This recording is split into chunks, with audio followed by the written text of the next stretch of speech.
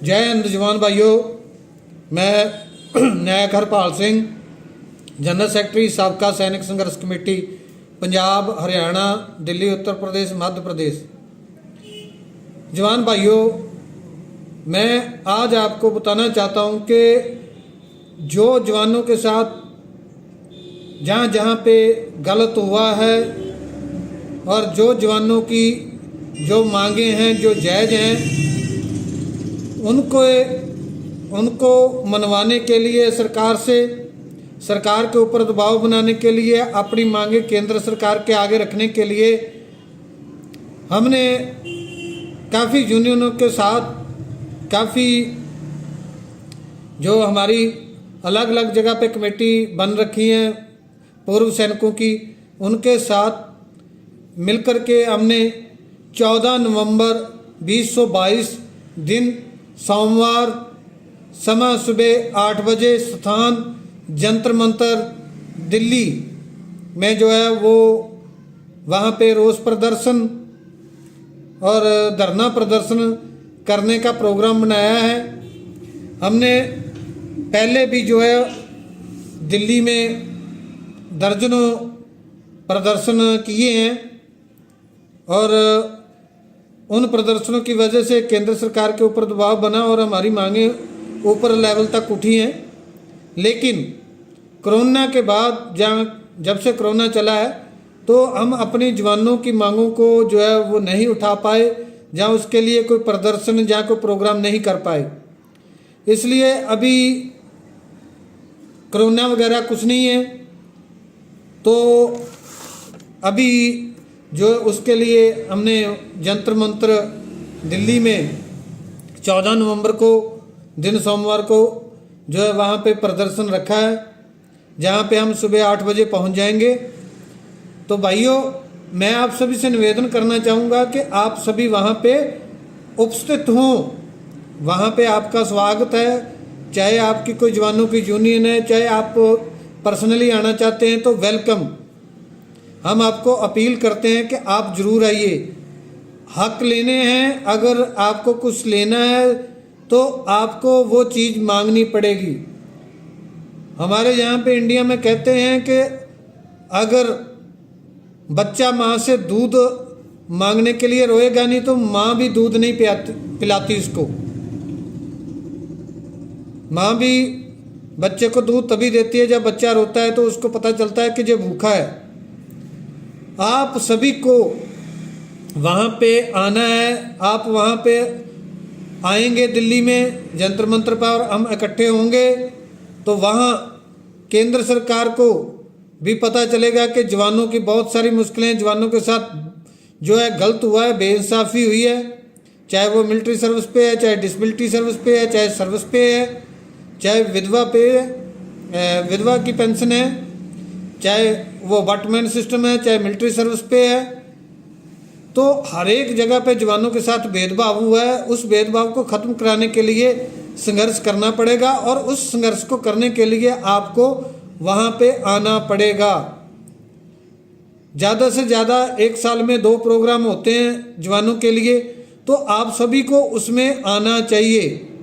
आप अगर वहाँ पे 2-3 दिन हाजिर होते हैं तो आपके अपने हक मिलेंगे। उसमें आप किसी के लिए लड़ने के लिए वहाँ पे नहीं आओगे और आपके लिए कोई वहाँ पे नहीं लड़ेगा।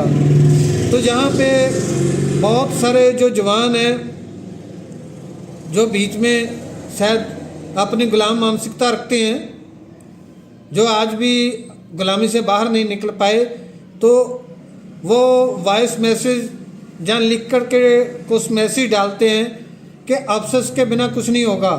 तो मैं आपको जहाँ पे एक बहुत बड़ी जो है उदाहरण एग्जाम्पल देना चाहूँगा कि सभी विभागों में, सभी डिपार्टमेंट में दर्जा 4 कर्मचारी हैं। जो दर्जा 4 के काम करने वाले जितने भी हैं वो ज़्यादा से ज़्यादा 5 या 8 पढ़े होते हैं, वो नहीं तो ज़्यादातर अनपढ़ है।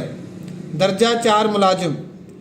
और जो हमारे सेना में सिपाही से जो जितने भी है ऊपर तक हमारे रैंक जाते हैं, तो ये अभी कम से कम +2 हैं और ग्रेजुएशन भी जा रहे हैं, तो मतलब कम से कम भी 10 पढ़ा तो है ही है ना, हरेक मैट्रिक तो हरेक ने की है। और दर्जा हम दर्जा 3 मुलाजिम हैं, और जो हमारे से नीचे दर्जा 4 मुलाजिम हैं जो अनपढ़ हैं या 5 से 8 पढ़े हुए हैं, उनकी अपनी यूनियन है।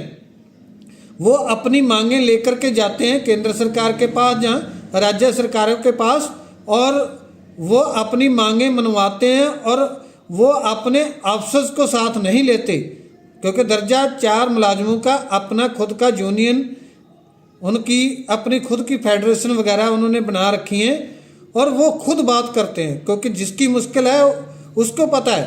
अफसर अपनी यूनियन बनाते हैं, बनाएं भाई, उनकी अपनी मुश्किलें होंगी, लेकिन उनके बारे में हमें नहीं पता, उनके बारे में उनको पता है, तो अपनी मांगें सरकार के पास रखें। सरकार मानती है तो हमें कोई उसमें ऑब्जेक्शन नहीं, लेकिन जवानों के कंधे पर मत रख कर के ना चलाएं।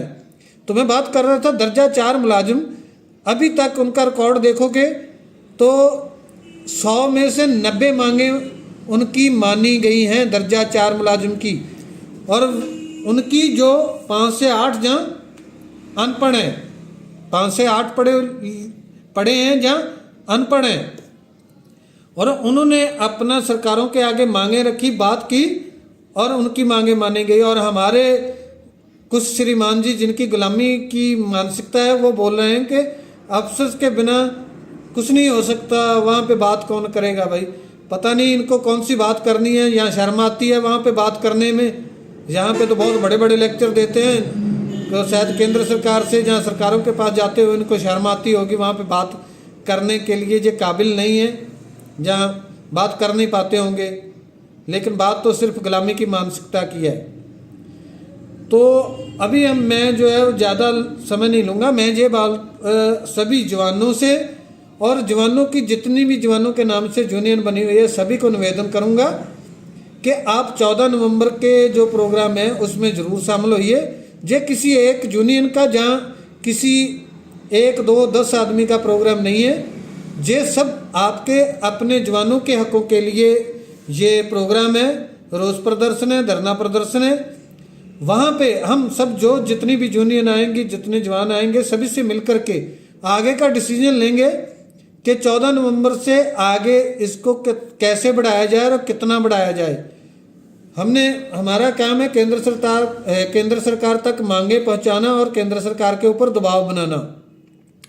तो उसके लिए हमें जो है वो अपना प्रोग्राम लंबा करना पड़ेगा, और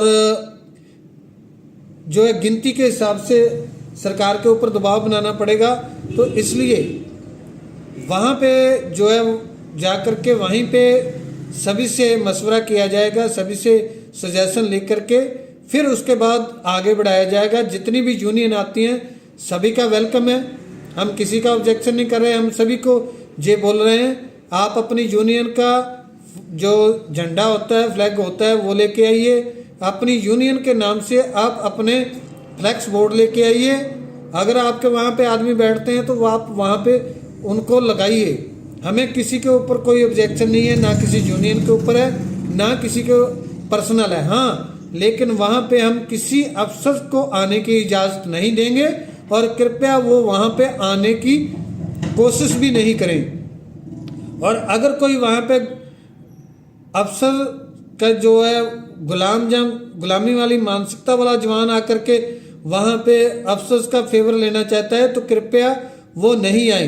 हाँ, अगर आना चाहता है कोई अफसर भी आए, और उनके जो गुलामी की मानसिकता वाले जो गुलाम हैं वो भी आए, लेकिन अपने डॉक्यूमेंट लेके आए वहाँ पे, ताकि वहाँ पे फैसला हो सके कि जवान गलत हैं जहाँ अफसर गलत है। उसके बाद जो है वहाँ पे बात होगी।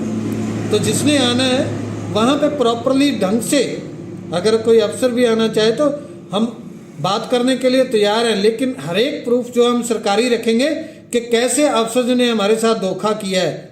और अफसर्स को भी वहाँ पे सरकारी प्रूफों के साथ ये बात बतानी पड़ेगी कि जो है वो हमने जवानों के साथ धोखा नहीं किया है, जहाँ जवानों के लिए उन्होंने संघर्ष किया है। तो यहाँ पे मैं बात बता दूं कि जब से देश आज़ाद हुआ है आज तक जवानों की कोई मांग नहीं मानी गई, सभी अफसर्स की मांग मानी गई है और जवानों के साथ बेइंसाफी हुई है। और जिस अफसर ने आना है वह अपना पूरी तैयारी के साथ करके आए कि वहाँ पे जो है वो पेपर वर्क होगा और हम सब वहाँ पे सबूत रख करके उनसे जो है बात करेंगे। और अगर वो साबित नहीं कर पाए तो पूरी तरह से बेइज्जत तो होगा ही होगा वो अफसर जो जवाब नहीं दे पाएगा। तो इसलिए सभी भाइयों से निवेदन है, आप सभी वहाँ पे आइए, शामिल होइए और अपने हकों की आवाज़ बुलंद कीजिए। मत गुलामी की मानसिकता रखिए, मजबूत बनिए। हम दर्जा 4 मुलाजमों से ज़्यादा पढ़े लिखे हैं और हमें उनको एग्जाम्पल लेकर के उनके जो हौसला है, उनकी जो हिम्मत है, उनसे सबक लेना है और अपनी मांगों को मजबूती के साथ आगे रखना है।